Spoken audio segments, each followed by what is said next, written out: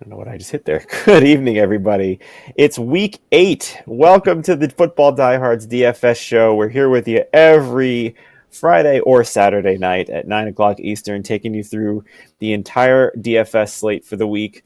We have a week 8 action upon us now with 0 bye weeks. So we are going to do our best to hit on as many possible things as we can to help you wade through the larger than usual player pool here, but let's get down to it in a minute. I'm joined, as always, by my co-host Eric Romoff at Fantasy Nav. I am Jamie Calando at JAC3600, and Eric and I were reminiscing a little because I put on a thing on Twitter the other day about Game of Thrones.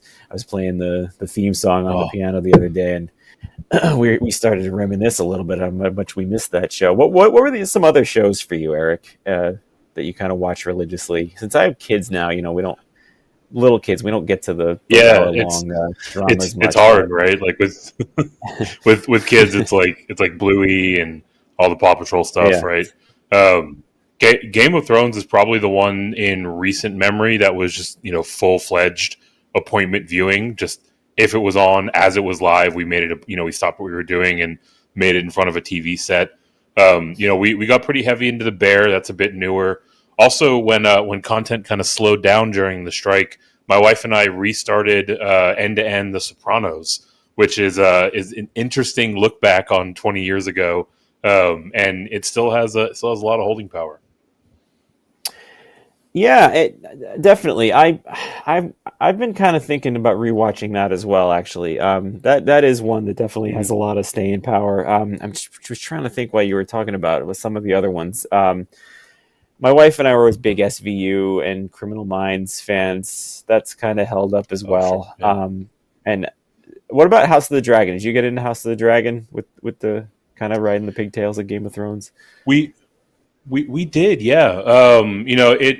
I think if I'm being objective, it didn't live up to the standard of the majority of Game of Thrones. Obviously, that last season of Game of Thrones was a little wobbly, but it had enough nostalgia to draw us in, and obviously the writing was very, very strong in terms of the character development. So I enjoyed it more than I thought I would. Is probably the best way to summarize it.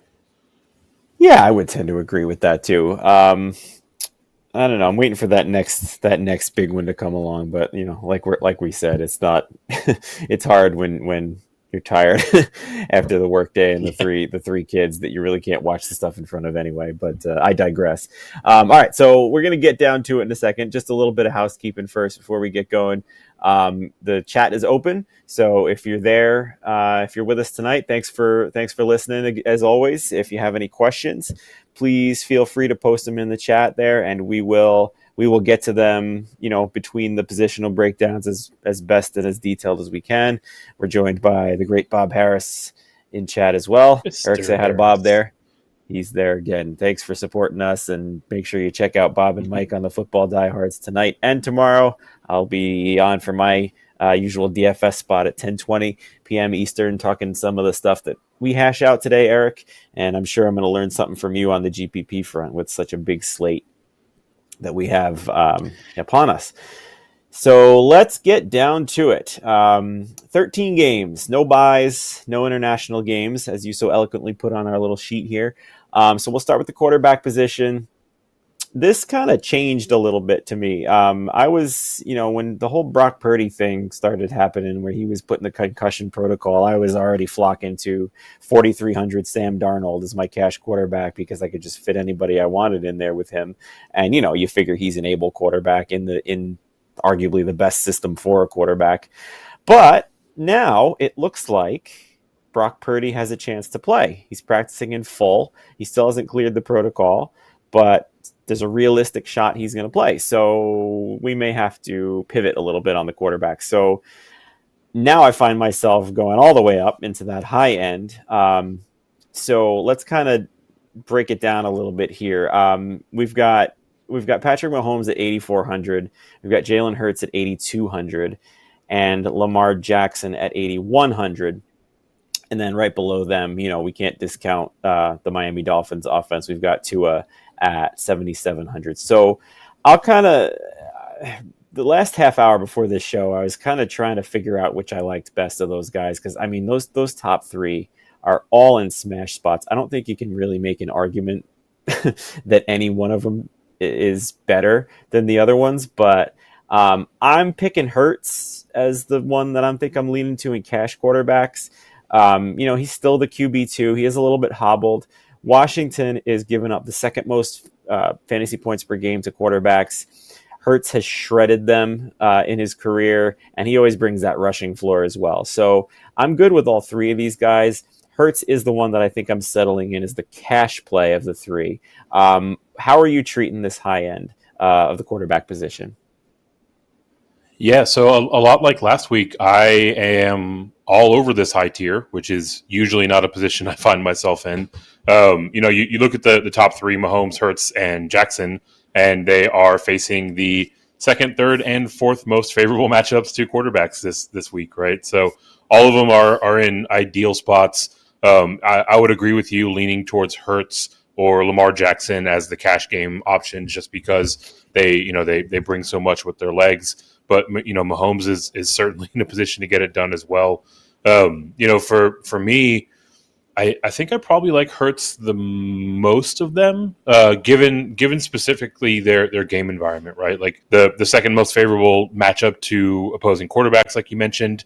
But Sam Howell is number 3 in the league in pass attempts. Like Washington is just continuing to chuck the ball around. We obviously saw this one was a close game when they faced earlier in the year. So, of the three, I like this game script to maybe be a little bit more favorable for high scoring output on both sides. Yeah, I would tend to agree with that as well. And I'm looking right now. What do we got here? It's got a 43 and a half total over under right now. So I mean, you and I are both on the can't bet side, right? It's still not good in where you live. Hopefully, it's soon here. But for our betting listeners, would you say the over is a good bet on that 43 and a half? Because it seems like it, right? I would, yeah. As I'm putting together my our show sheet, I actually like to guess the lines before I input them, and I had this one at 45 and a half was my guess. So I like this one to maybe even push towards 50 if things really get clicking on offense for these squads. And I think that's a good exercise too. I mean, if you study it enough, you get a sense of the lines where you think you can make them yourself. And if you find yourself, way under or way over what the Vegas line is, I mean, I think that says something. If you trust yourself that you can read these lines as well as the field can. So I think that's a good exercise to do. So I think we're together on that one too. I'll point out another thing. We can, if we get to talk about defenses later. Sam Howell is on pace to take 97 sacks this year. So Yes, he is. the poor guy. I mean, I was trying to find Philadelphia's defense is so expensive, so I don't know if I'm going to get there. But I mean, you really can't fault anyone if they want to pay up for that in GPP if it works.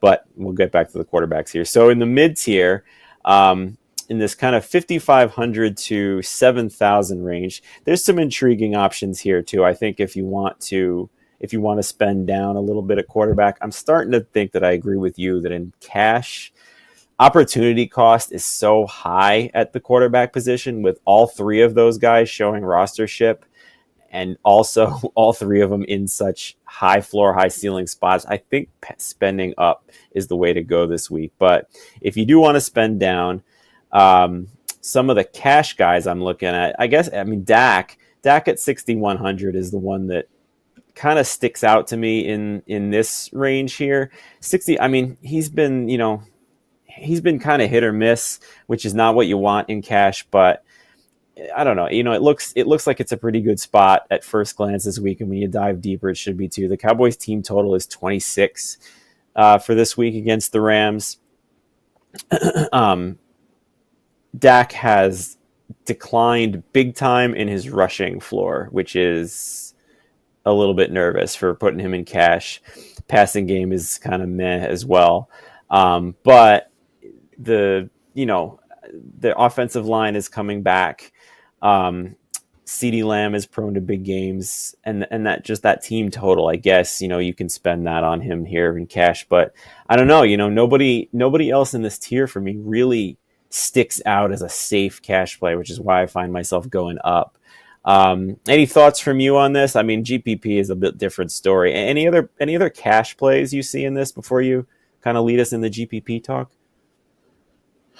I mean, it's hard to say, right? Because like you're really looking for that safe floor in cash, and the easiest way to secure that is with a quarterback who uses his legs.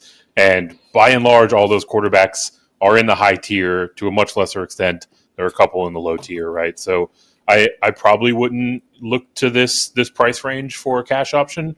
If I was backed into a corner, I'd probably say CJ Stroud of this lot, just given how prolific that pass volume is and how favorable the matchup is. He'd probably be the one that I would look to in this mid range for cash. But I'm also pretty excited about him for tournaments as well. Yeah. I mean, I feel like people have forgotten him a little bit after such a big start, but I mean, he's still on pace for an insane amount of pass attempts, and Carolina is a very soft matchup for passing games too. And just to kind of look, you said it, the rushing floor for quarterbacks is such a big thing for cash. And if you're not talking about those top guys, who is it you're thinking of? Justin Fields, he's out, right? Daniel Jones, he's out. That's it. I mean, is there anyone else really? Deshaun Watson, I guess maybe he's out. Josh Dobbs, Kyler Murray's. Yep. Yeah, right. He's not a cash play. Number 4 Kyler Murray's not playing yet. Yeah, right. Yeah, it's true. Oh my God, that's true. Bryce Young has run, but he's not a cash play by any stretch. So I mean, I think that's why that opportunity cost is pushing us up there. While we're in this tier, if Brock Purdy does play, what's your take on him? He's 5,600 seems cheap. I mean, it's a weird. I don't like to mess with concussions too much, and I'll tell you, I got burned big time in DFS last week because I decided that it was just perfectly fine to use Deshaun Watson in cash, and the guy lasted 5 plays, one of which was an interception, so he had a negative score. So I was pretty much drawn dead in cash last week. If he does play, what do you think? Is it not somewhere you'd go? Because I mean, he seems cheap. I think it's perfectly fine, right? Like he's very much so reasonably priced. He's got great line of sight to paying that off. Even with questionable abilities at the position, we'll put it gently. He's got the skill set and the weapons around him to do plenty with it. And with the concussion, like if he's out there, by and large, he should be considered to go, right? Like good to go. There's not something where he's going to start warming up and maybe aggravate it. Obviously, he has the chance of being hit again, and it presenting itself once more. But it's a little bit different from like a soft tissue issue or a rotator cuff in the Watson case, where Watson got out there, he really started putting some zip on the balls and just didn't have it. That's not likely to be the case with Purdy unless, of course, he takes another big shot. Yeah, right. I mean, concussion is not an injury that you're going out there battling a mild concussion. Like you're either in or you're out. It's not a tweaked ankle. So I think that's a good point. And I wouldn't have any problem playing him either. There's still, even without Deebo Samuel, there's still a strong offense. There's still many stacking partners you can do with Purdy, including his running back. How about the lower end here? And we're joined by some of our regulars, by the way, in chat, and we've got some questions. We'll get to them in a sec. How about the lower end here into this kind of under 5,500 range? I think the one I want to mention the most here, and I want to see your take on him, is Russell Wilson. I mean, which is more important here? A solid defense that the Chiefs are showing. Like, is he going to have a down game? He already has had a down game against the Chiefs because their defense is playing so well lately. But then on the flip side, the game script, they should be throwing a ton. So 5,300. How are you treating Russell Wilson? He's one of the people that I alluded to in the low tier that gives enough rushing floor, right? He's number 8 in the league in rushing at the quarterback position. It seems like he's picking his spots, a little bit more frequently than he was under Nathaniel Hackett. Like I mentioned with Sam Howell earlier, this offense plays at a pace, and Russell Wilson is attempting a ton of passes, relative to what we saw last year as well. So, the game script lines up. He does enough with his feet, but we have a very recent example, as of 2 or 3 weeks ago, where Kansas City didn't care about that, and Russell Wilson gave you, I think it was a 9 spot in week 6, right? So it's not without its risks, but looking at him at 5.3K is it gives you a ton of flexibility with the rest of your build.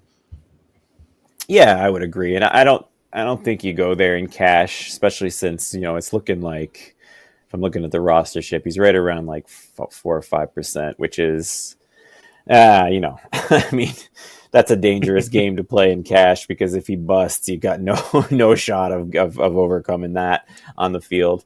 I'm not really into anybody else down here. I'll give Kenny Pickett a quick shout just because he's so cheap. And Jacksonville has allowed the second most or the third most fantasy points per game to quarterbacks. But this is a guy who's QB 29 right now. And I don't know, the Jacksonville's front is strong. So 4,900, that's I guess it's kind of the same thing. It opens up with flexibility to put some studs in there, but I don't know. He hasn't really shown a floor or a ceiling yet. Who's some others that you like in this lower range for quarterback? Yeah, it gets gross, right? Like if you're really trying to be contrarian, I think you can take a look at Zach Wilson.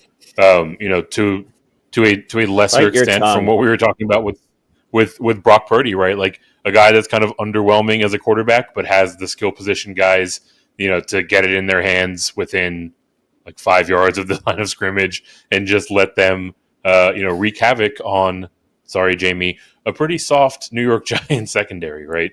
So 4.8K, like only for the largest of tournaments, but you can make a case for it. Also, I like Gardner Minshew at 5.4K, right? Like the matchup on paper against the Saints isn't the best by any stretch, but the Saints, they allow a decent amount of rushing yards to opposing quarterbacks. We've obviously seen him use his wheels a little bit, and also the way their secondary is deployed.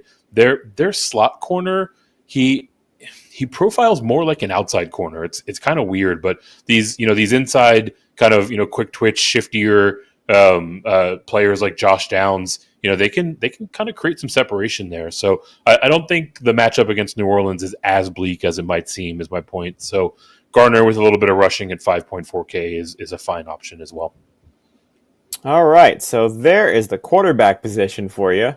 A tough one this week. Sometimes the quarterback is that one where you can build around it and fit it in later, but I don't think that's the case this week. I think you got to make some conscious decisions on the quarterback position. So hopefully we gave you some things to think about there. We'll get into the running backs in a second, but I want to shout out people in the chat. Albert Maroquin, Andrea Stislowski, those are two of our regulars. Thank you for coming in. And Mike Brillhart is joining us, and he's got a question. It says, "What's up, fellas? Greetings from Akron, Ohio, home of LeBron, right? It's LeBron. Home of LeBron and favorite stop on the way into Canton for our expo goers." Oh yeah, that's true. That's true. I've had such bad luck with that thing, but hopefully, 4 times a charm this coming summer. All right, so what do we got here, Mike? So he says, I'm stacked at wide receiver. Tyreek Hill, Stephon Diggs, and St. Brown are my 1, 2, 3. Yeah, that would qualify as stacked. Who would you start? That will. Who would you start as a wide receiver 4 or flex between Ayuk, Pickens, and Nico Collins? That's your 6 stack deep there. For me, it's fairly easily Ayuk. Even no matter who the quarterback is. What about you?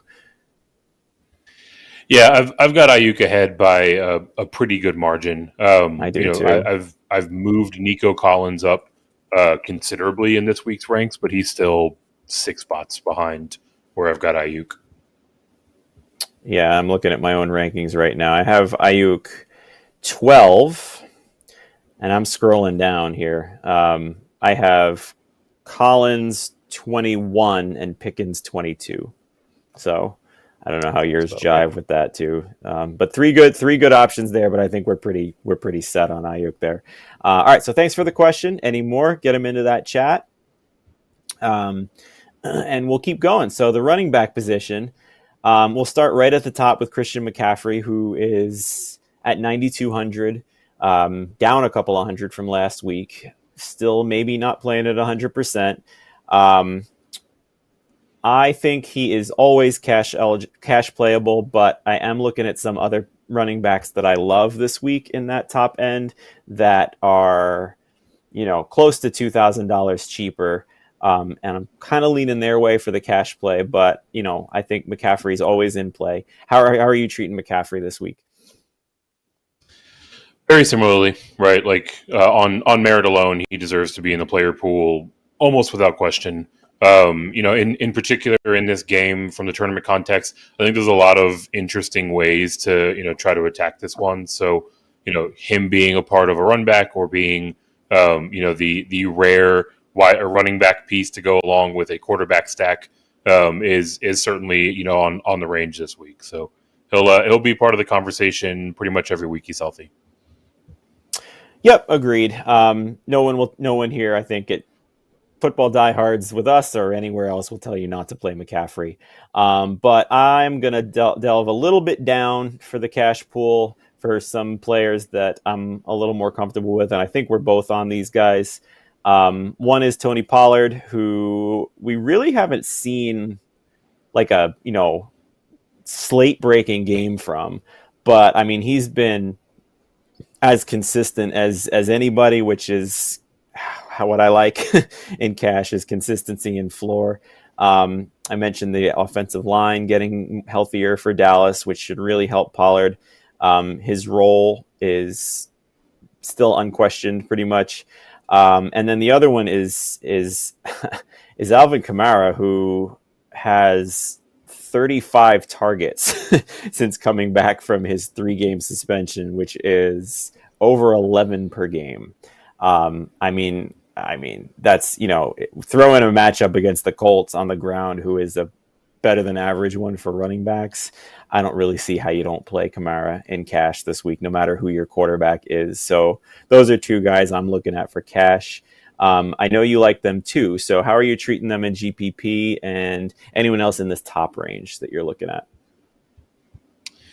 Yeah, so I'm less bullish on Dak Prescott. So Pollard is in consideration for a run back on like a skinny stack in this game with the Rams. But the point with him that persists, he's got 2 touchdowns on the year, and he's already had 35 red zone touches. So if they're going to continue to feed him when they're in scoring position, the touchdowns are coming. He's number 5 in the league in expected fantasy points per game, a lot to do with his red zone opportunity, but he's actually only delivering 3 points lower than that. So he's in a prime position to score points. They just haven't come yet. So that just screams regression and that better days are ahead. So Pollard is in the pool for sure. In terms of Kamara, actually, it makes me realize I forgot to mention Derek Carr taking advantage of this Indy defense is also something to consider at 5.5K. And Alvin Kamara is certainly someone that you can stack with him, right? Like you're talking about a pairing that would have maybe like 4 to 6% rostership combined, in terms of that particular grouping. So, a unique way to get into, in Kamara's case, a player that is going to be relatively popular. So like both these guys, based on their roles in the offense, and there are different ways that you can get creative around getting them into your builds. It's a very funny nickname of him going around Twitter or X. Have you seen it? It's they call him Check Down Carly. I think it's creative. No, I came haven't. up with that. That's spot on throwing Kamara's way. It's pretty good. I know there are clever people on the internet. So we're kind of in lockstep on that high end there. The mid tier is fun too. This has got a couple of players that I'm really into for cash. The big standout is Breece Hall, and I kind of yelled at you for going against the Giants, but you have to here. He's way too cheap at 5,900. He's going to be the chalkiest running back of the week, which is fine in cash. Giants defense is definitely, they've definitely been better the last 2 weeks. They've looked like someone capable of playing with anyone, but I mean, Breece Hall is averaging 5.5 yards per carry since they took the training wheels off, and he has 42 touches in the last 2 games. 5,900, far too cheap. And then Pacheco's the other one. I've been on him pretty much religiously every week against that Denver defense who's given up the most fantasy points per game to running backs. He's pretty much taken over as the passing back as well. Jerick McKinnon's questionable this week anyway. So I think those are 2 great plays in the mid tier. What's your thoughts on this kind of 5,500 to 7K tier? Love both of those plays. There's actually a point where I almost highlighted every single running back in this mid tier because there's a lot to like here, including with Breece Hall and Isaiah Pacheco, right? 2 guys that are probably going to be 1 and 2, or at least both inside the top 4 in terms of rostership this week, for good reason, right? So you stated the case for them well. Jonathan Taylor, I think, is interesting, right? Like we saw his performance last week. Week over week, we're seeing him get more and more opportunity in this backfield, and really start to justify that contract that he received. And yes, the matchup against the Saints is a difficult one, but so was the matchup against the Browns last week, and it seemed like he did all right. So getting him at 6.2K, there's going to be a point where we laugh at that price tag, and because of this tough matchup, he's not projected to be all that popular. I've got him in kind of the 5 to 8 range. That's perfectly fine for a guy that can break a slate wide open. DeAndre Swift, right? Just as steady as it comes. Almost more of a cash play, but in the tournament context, you can certainly build some stacks around this game in particular. And then the last one is really just to call out because I am a glutton for punishment. Literally nobody is going to click the button glutton for headaches, you say? Yeah. It just makes my head pound. Nobody's going to press the button on Bijan Robinson. And while he is a rookie, he's one of the most dynamic and athletic running backs in the entire league already. So, I mean, it's a horrible matchup against Tennessee. There is no functional reason why you should do this other than a very, very talented player at 1.5% rostership is worthy of consideration in a tournament context. And I like that too. I mean, you're right. Especially with the matchup and the sour grapes from last week, you're going to get him virtually unrostered. And I really like the Taylor call too. But I will play devil's advocate for you here because it looks like Zach Moss is a true 50-50 coming into this week. So if he doesn't play, A, do you think we'll see Taylor's rostership skyrocket? B, will you still play him if it does? To a point, right? I'm not sure what the center of gravity will be around the running back position this week, right? Maybe it'll be someone that we talk about here in the low tier in a minute. But yeah, if we see Moss ruled out, there should be kind of an overreaction, right? He's projected around 2 or 3%. I would expect that Jonathan Taylor's projected rostership goes up by more than that amount. So, as long as he's sub 18, 17%, I feel perfectly comfortable with it. After that, it's really about just kind of, balancing the exposure relative to the market. Mm-hmm. Yep. Yeah. And that'll be one to keep an eye on as well too. And I think you pointed out the price tag. The price is just so cheap. That's a dumb price tag for Jonathan Taylor, especially when we saw him get, a pretty full workload last week, even though Moss got a heavy workload as well in that game. That shootout between the Gardner Minshew and PJ Walker teams that we all saw coming. That 80-point game we all saw coming. Yeah, right. I'll let you keep going because we get into this low running back range, 55 and under. I don't like anybody, and I don't know. I know that's not really helpful to the listeners who are looking for some cheap plays, but in the cash format, you got to spend at running back this week. Even if you do spend it at quarterback, find wide receiver values. There's a very cheap tight end value we'll talk about later.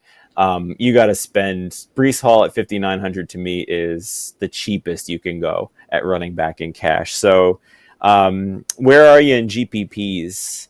Because there's definitely some here, right?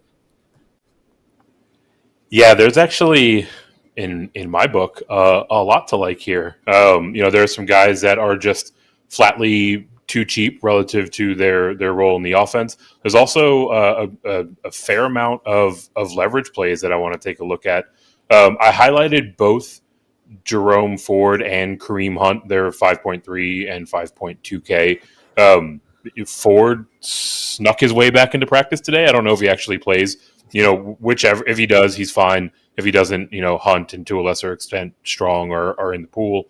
Ramondre Stevenson at 5.4K. Like, I don't know what this guy has to do to get his price tag raised, but he's been doing it at least in my book, right? Like he's been having these Ramondre Stevenson games where he's getting 5 or 6 receptions and doing just enough in the running game, in the ground game, I should say, to easily pay off this price tag. And this game environment sets up beautifully for him, right? Like Miami, I think as we sit right now, is the largest favorite on the board. So New England should be in pass mode pretty early and fairly often.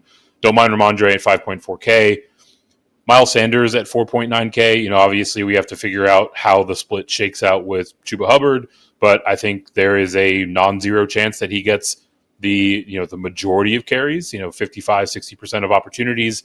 So that at 4.9K against the Texans defense, take that all day. If you really want to throw some darts, Jeff Wilson and Antonio Gibson, both 4.5K. Wilson might get some work with, I believe it's an ankle issue for Raheem Mostert. I think he's expected to play, but might see workload limited because of that a bit. Antonio Gibson, he is never really great, but he does better in these games where they're trailing, as Washington is projected to be. And last, but certainly not least, we have Kenneth Walker coming off of back-to-back DNPs. So Zach Charbonnet sitting here at 4.3K is probably going to be that center of gravity I was talking about earlier. Once Walker is ruled out, Charbonnet is going to shoot all the way up to the top of the rostership projection. He's currently relatively high as it is. He's sitting at 7.5% by my record. Wouldn't be surprised to see him break 20% pretty easily when Walker eventually gets ruled out. Oh, all right. That's an interesting one too, and that can really kind of turn the slate on its head. Because I thought I'd seen Walker was at a limited practice this week, but you are right. So I think that's a great call there. And they're playing. Who are they playing this week? Why did I just lose my entire page? Arizona. No. That was Baltimore. I'm sorry. Cleveland. They're playing Cleveland, Baltimore. right? Arizona's playing Baltimore. We have our schedules right. Yeah, Seattle's home against Cleveland. Seattle's playing Cleveland. Which is a tough defense, but I mean, they can be had on the ground a lot better than they can be during the past. But you highlighted it all. Role versus price tag. There is certainly something to look at there. All right, so that is the running back position for you. We're moving right along here. Let me just check. Mike Brillhart thanked us, and he said, next time in Akron, try Luigi's Pizza. So there's something to write down if we're in need of a place to get sustenance on our way to the Expo next year. So thanks, Mike. All right, moving right along to the wide receiver position. We have some intriguing options in the high end here.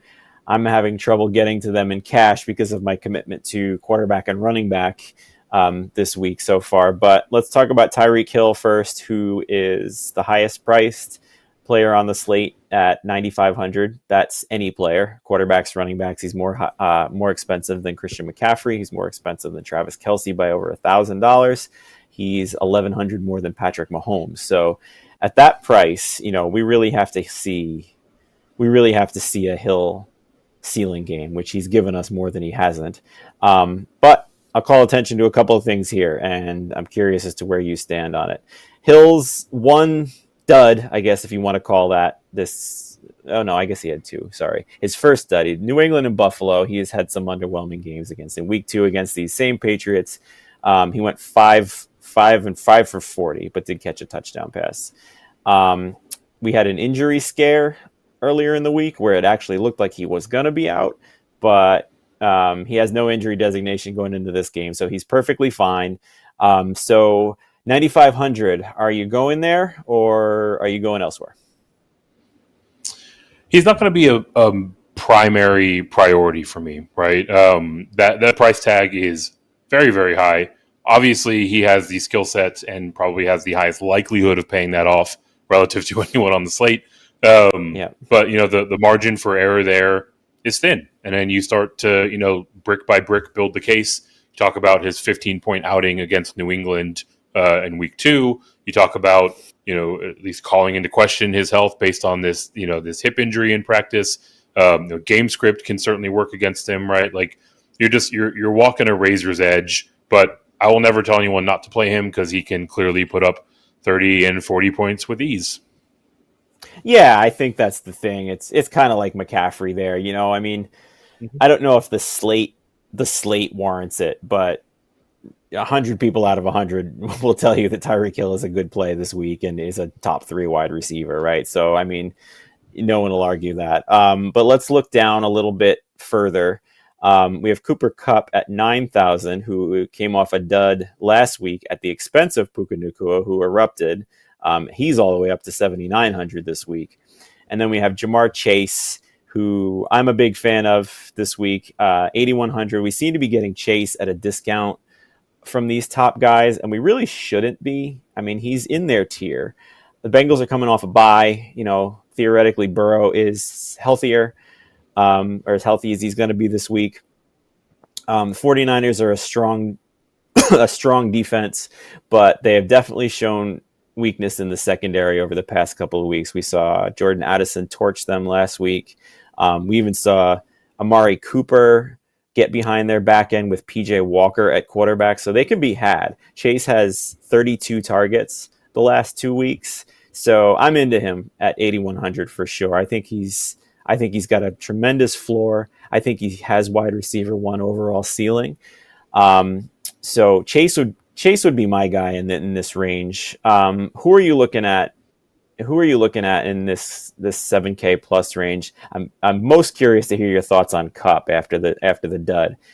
His price still up at 9,000. Yeah, so I'm looking to hopefully take full advantage of people being wary of Kupp after the dud, right?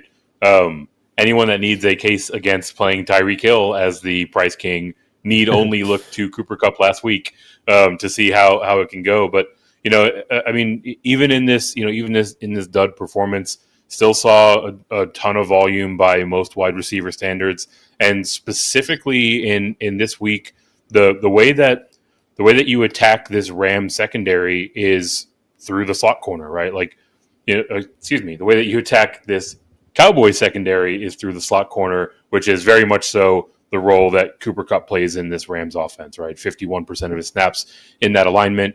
Deron Bland has come in for Diggs and played absolutely lights out along with a very strong year for Stephon Gilmore. So, I think it's almost more of like a slot funnel kind of situation. So I like him to rebound, and I'm taking full advantage of people being wary and leaving them off of his roster. The other guys I flagged up here in the high tier, AJ Brown, he obviously has the skill set to break a slate open any single week. The price tag is right about where I feel comfortable with it. The Commanders secondary has shuffled things around a little bit, but he should still see plenty of St. Juste and Fuller, and is certainly capable of taking full advantage of those matchups.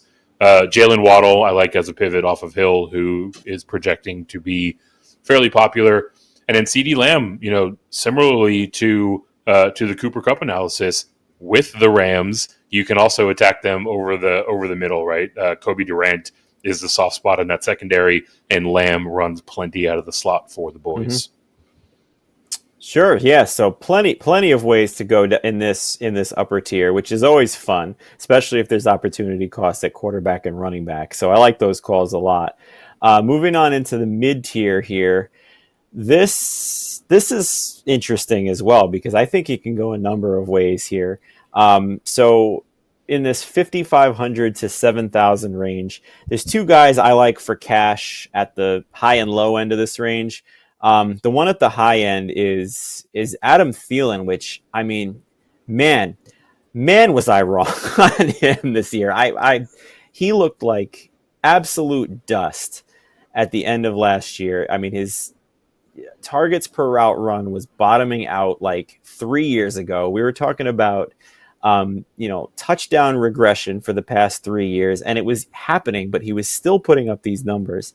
And then he looked like the worst player in football in week 1. And all of a sudden, he is like found the fountain of youth or something. He leads the NFL in catches over the last 5 weeks. Thielen loves throwing to him. He has 22 more targets than the next highest Carolina Panther, and he's still only 6,600. Theoretically, we should be talking about him as a mid 7K wide receiver. So against Houston in this game, I love playing him in cash. I think he's got upside enough for GPP as well. I'll get your thoughts on that in a second. And the other guy that I'm looking at in this range is down the bottom end of this, and this guy's going to be pretty much a cash lock for me. You talked about a couple of themes here, like what does the guy got to do to be priced a little bit higher? I think this fits Zay Flowers perfectly, and also we talked about touchdown regression. I mean, he has 14 more targets than Mark Andrews, who is a target monster for Lamar Jackson in this offense, and we've been seeing him get red zone looks after red zone looks, and he only has 1 touchdown this year.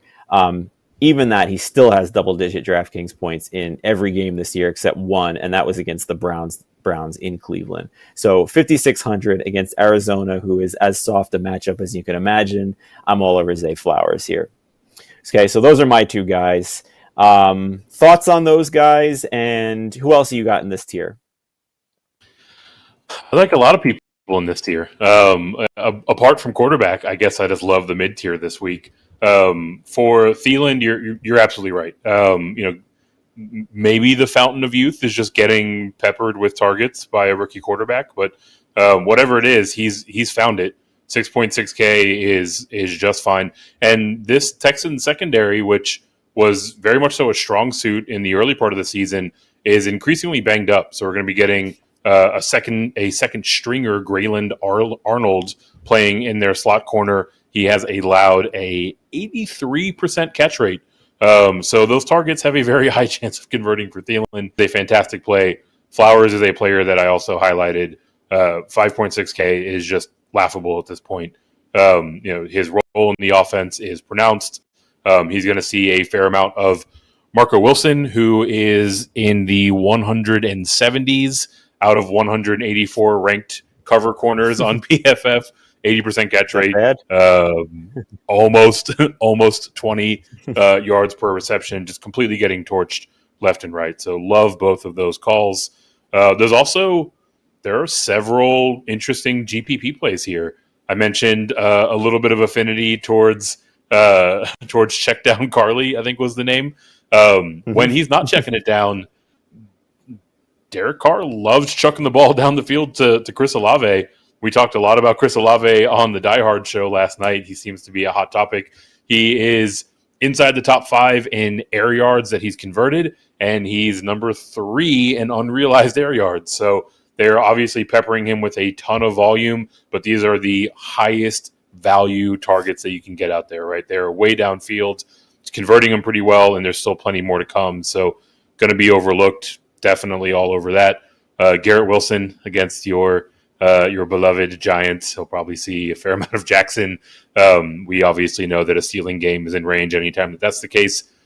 Debo is a consideration if you're building Cincinnati, San Francisco stacks. I like both of the primary receivers for the Jaguars, Christian Kirk and Calvin Ridley, 5.9 and 5.8K respectively. If forced to, I would err towards the side of Kirk. He's going to see almost all of his coverage all of his routes ran in Sullivan's coverage. That is an excellent matchup for him. Zay Flowers, Zay Jones, I should say, is projected to be out, so more targets are available to him as well. And then lastly, Jordan Addison. Not the best matchup. He's probably going to see Jair Alexander if he plays, but didn't have a very good matchup last week and seemed to do all right for himself. He's probably going to be a little chalkier than I would like for a tournament context, but we'll see how that settles in as we get closer to kickoff. Yeah, and 10 targets, 17.6 yards per catch. I mean, he broke out in a big way last week. So, and I don't think he raised his price tag, right? I mean, he's 5,700 this week. What was he? He was 5,700 last week. Oh, because that's the Monday night game. We get that Monday night pricing gift sometimes. Those are always good to exploit in DFS. All right, so moving on to the lower tier here, where this is 5,500 and under. There's some guys here for sure I think are good, reception, like kind of PPR floor plays for cash that are kind of sticking out to me. I think I'm sure we're both probably into your hometown Texans wide receiving crew, especially with Robert Woods being ruled out earlier in the day. So actually, let's start right there. I'm curious, we've got Nico Collins at 5,500 and Tank Dell at 4,900. I think both of those are really good values. What's your take on them? Can you double stack them? If you had to lean one, which one would it be? What do you think? Yes, you can absolutely double stack them. I actually kind of like building Texan stacks this week. Is a weird thing to say out loud. I never thought I would be here, but here we are. Tank Dell is going to be far more popular because he's $600 less. So, if I'm choosing between the two, I'm choosing where the lower rostership resides almost routinely. This is certainly an example of that. But also on merit alone, the breakout season that has been so far for Nico Collins is largely driven by him taking full advantage of favorable matchups. He's got a 28-point game and a 36-point game against very soft perimeter secondaries, the Colts and the Jaguars, and he's averaging about 10 points per game in his kind of neutral to negative matchups. This week, he gets C.J. Henderson, which is one of our favorite punching bags in the NFL secondary, but also in general, this Panthers secondary is beat up. They still don't have J.C. Horn back, and last week they put Jeremy Chin on IR. So, I mean, we're talking about a full-blown mash unit trying to cover, one of the more capable yards after catch runners in the entire NFL. So, love how this sets up for Nico Collins, but I'm going to have plenty of both of these guys. Yeah, I'm with you for sure. I think, if I'm picking one I'm not double stacking in cash, and my lean in cash would be to Dell, for pretty much the reasons that you gave. He's going to be higher rostered. He's probably got a safer PPR floor, not near the upside with the yards per catch of Collins. But I think you're right. Both of them are there. I already mentioned Thielen up above. I like coming back with him in a Texan stack. I think there's a lot of upside to be had there too. Kendrick Bourne and Drake London are two other guys that I like in this 5K range for cash.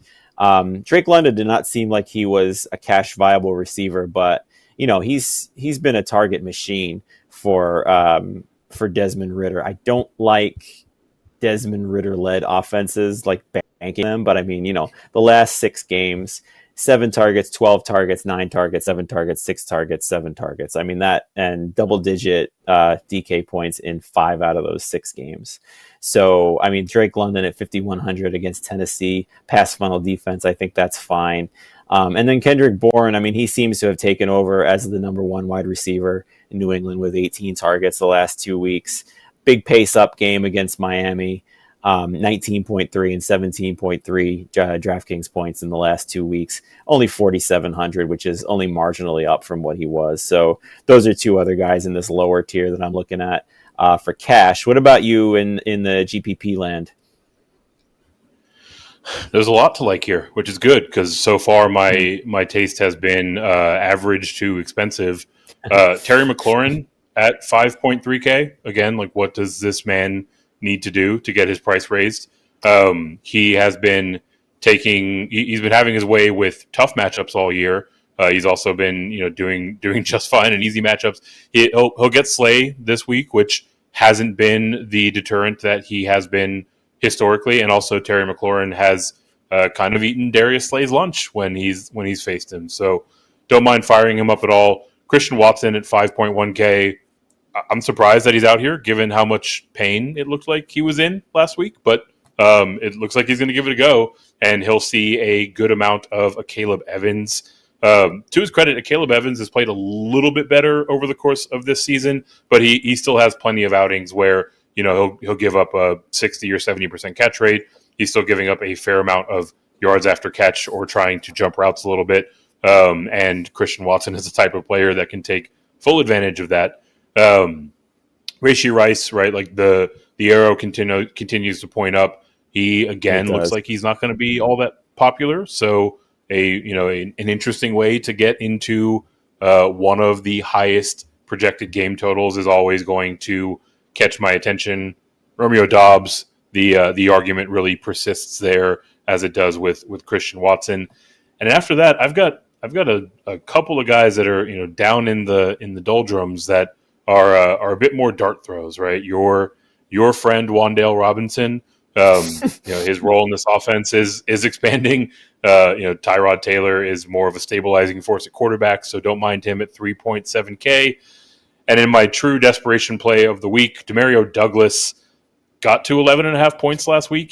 He's near min price, 3.3K, specifically for all of you big spenders that want to get up to 9.5K for Tyreek Hill.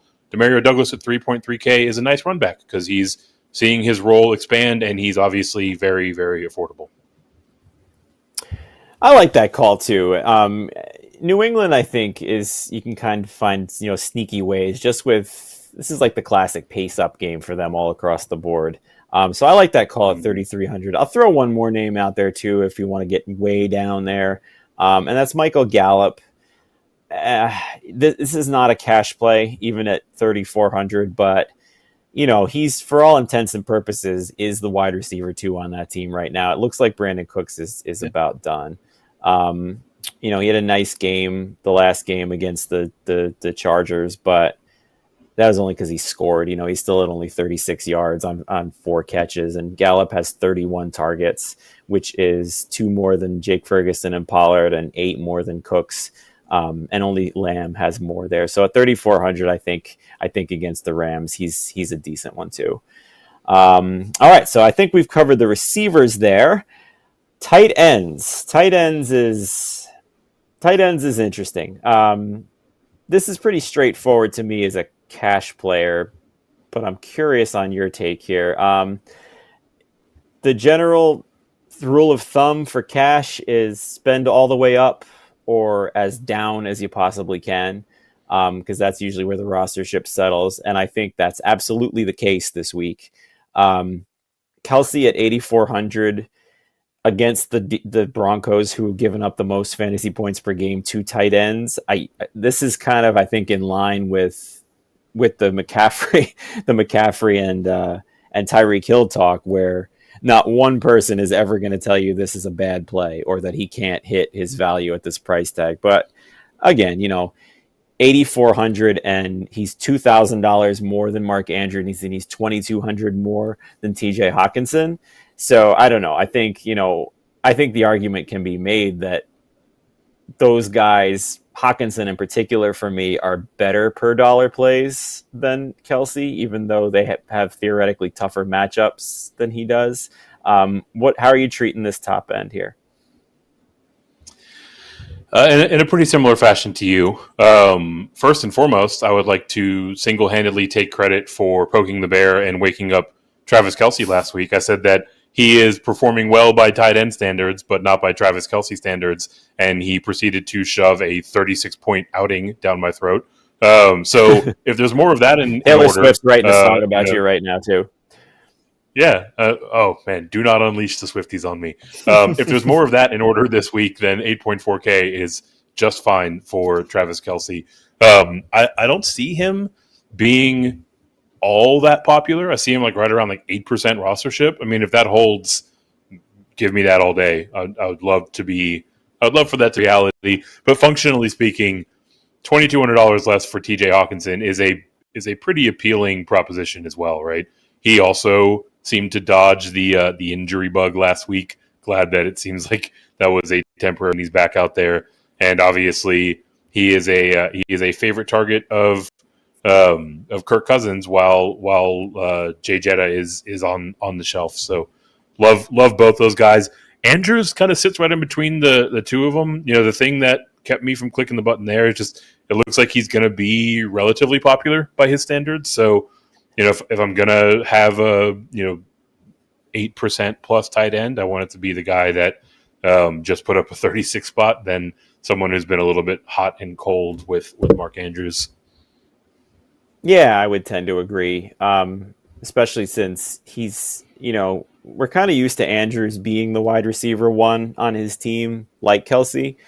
And that's really not the case right now. I mean, it's Zay Flowers. It's Zay Flowers for them right now, which I didn't see that coming that well either. I mean, I kind of liked him. I wasn't pushing for him in the preseason. When he fell to me, I was happy with it, but was not like a. What about you? I mean, were you on Flowers to be doing this in the preseason? He's a rookie I kind of missed on. Not to this extent, right? I've got a fair amount of Flowers exposure. Candidly, a lot of that ties to my dynasty leagues where I have Lamar Jackson. He was probably a bit too rich in terms of his ADP from a redraft context, but where he fell, I certainly gobbled him up, right? Like I think on the whole, I thought we were going to have a much quicker integration of this Todd Monken offense than we saw. But over these last few weeks, like this is the prince that was promised to keep the Game of Thrones reference alive, right? Like I've just been thrilled with how this offense looks, and obviously Zay Jones is a huge part of that. Zay Flowers, get all my Zays crossed up. We can't get that one today. I know. One Zay per league, please, NFL. Milk of the poppy for everyone in Baltimore with the Todd Monken offense, I think. But yeah, no, Zay Flowers has been very impressive. So as far as tight ends continue to go down the line here, I'm going to skip the mid tier for now and go all the way down because the other one, and this is going to be the one where the most rostership comes, and that's Trey McBride, $2,800 for the Cardinals. Honestly, he was fine to play at that price anyway. This week before Zach Ertz was put on IR, the pendulum was swinging McBride's way over the last 2 weeks. Anyway, he had outsnapped and tied Ertz in target. So, we can already look to see that his role was growing in this offense. And he's no slouch. This is not like a guy who is thrust into a role and we're just playing him because he's cheap. This is a guy who is averaging 8.1 yards per target. And just to put that into perspective, that's more than TJ Hawkinson. That's more than Evan Engram. That's more than Sam Laporta, who's everybody's rookie darling this year. So I think, this is not the typical $2,800 tight end that you're just hoping gets like 3 catches for 35 yards and pays it off and, you're putting him in there. I think there's upside even to be had with McBride at 2,800, which is an unusual situation. So I'm pretty much zeroed in on him for cash. I'm not sure how I'm going to treat him in GPP yet. So I'm curious on your perspective on that. Yeah, I mean, as close to a lock as you can get from a cash context, and in the GPP perspective, I often have found myself struggling to identify who I want to run back with on my Baltimore stacks, and here's Trey McBride smiling at me. There you go. And look, credit to him, right? Because like there was a point down the stretch run last year where Zach Ertz was injured and he had his opportunity thrust at him, and he didn't look so hot. So credit to him to going through the offseason program. Listening to whatever Coach Gannon was saying about riding the bus as opposed to driving there. Whatever the subliminal message there was, it got through to Trey McBride because he has looked fantastic this year. Huge leap forward. Definitely happy to click the button on him at 2.8K. I like that call too. That's a way to kind of leverage that rostership a little bit is as a bring back to those Baltimore stacks. Even with Jackson and Flowers looking like they're popular each in their own right, but throw in Andrews with that, or throw in even Odell Beckham with that, and you've taken away any duplicates with that. You've got uniqueness with some guys that are heavily rostered there. So I like that call a lot. Back up into the mid tier though for this. Who are you looking at in here? I think Evan Engram to me is the only one that I really have kind of a cash interest in if I had to pick one here, but the price tag is leading me away from him because it just doesn't make sense for lineups, even though he is showing some rostership. So who are some of your favorite mid-tier tight ends here? Yeah, I'll kind of merge the mid-tier and the top of the low tier. Darren Waller, Tyrod Taylor has been a revelation, for this man. Apparently Daniel Jones just is refusing to throw the ball to whomever the high paid offseason acquisition was for the Giants. Because as Taylor's been out there, we've seen Darren Waller really start to perform like shades of what we expected over the course of the offseason. So don't mind him at 5.2K. And then the obligatory reminder, the Atlanta Falcons run a ton of 2 tight end sets. And so Kyle Pitts still under 4K for some reason. Jonnu Smith, $300 less than him, 3.8 and 3.5K respectively. Perfectly fine options at the top of the low tier. Yeah, I'm good with it too, and I'll be mixing those guys in for sure. There was one I wanted to ask you about. Oh, what is your thought on Taysom Hill and his new pass catching role? Apparently, I mean, this was a gadget play who could come in and throw the ball or get the red zone carry or do the option, but all of a sudden he's just a tight end now and he's catching the ball. What's your take on him for 4,000? Of course, the caveat that if Jawan Johnson misses again, I think if he comes back, you can take him off the table completely. But what do you think of Taysom Hill? It's a trap. It's always a trap. I think it's got to be, right? Yeah. Whenever you see him do well, trying to banking on him replicating that is usually a good way to have a bad time on Sunday.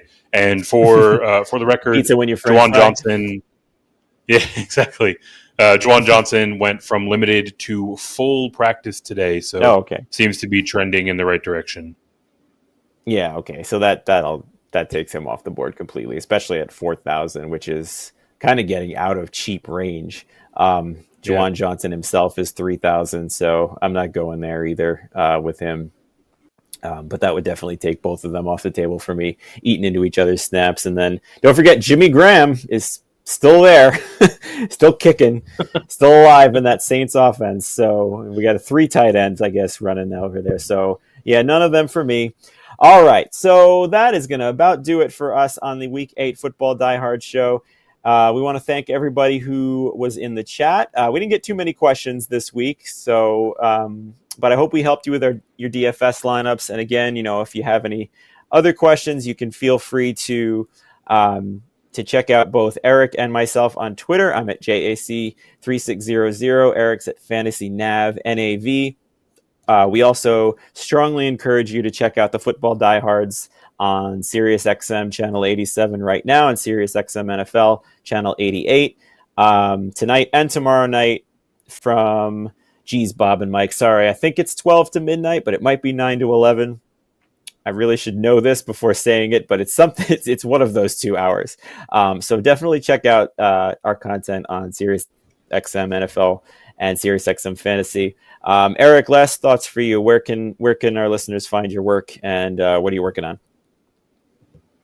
Yeah, so all of it rolls into that Twitter handle that you mentioned earlier, which is at FantasyNav. In addition to running it back here every week with you, I'm also writing up cornerback wide receiver matchups. That's over at drroto.com. And we are breaking down the upcoming college basketball slate over at Green Screens Media. We just did the SEC preview. We're going to be doing the Big 12 preview on Sunday. Today, for at least another couple hours, marks 10 more days until tip-off. So we are ramping things up over there. It's going to be a big season. Awesome. And I'll piggyback off that, that we are full on in NBA mode right now. I will have articles every Saturday on Fantasy Pros for DFS NBA. It's been a horrendous first 3 games for me in DFS. I'm 0 for 3. But we are cooking right now. I've got a 67 burger from Donovan Mitchell, over 50 from Sengun on Houston, and Randall's got a 47. So we're looking like we have a winning night for the first time so far this season. So, that's just money that I can load right up for NFL this weekend. So that's always good. All right. So thanks again for coming out. We'll see you back here next week for our week 9 show for DFS when the buys come back. I think, right? We got some buys coming back next week. I don't know if it's a buy-mageddon or not. We do, yeah. Is it another big one? I don't think it's buy-mageddon. There's 4 teams next week. The Broncos, the Lions, the Jags, and the 49ers. Okay, well, significant enough players in that where you're going to have to pivot off some. We'll have some top players you won't be able to use. But all right, so that'll do it for us. Thanks again for joining us. Check us out on Twitter and check out all the content at Football Diehards, and we will see you here next week. Until then, thanks for joining.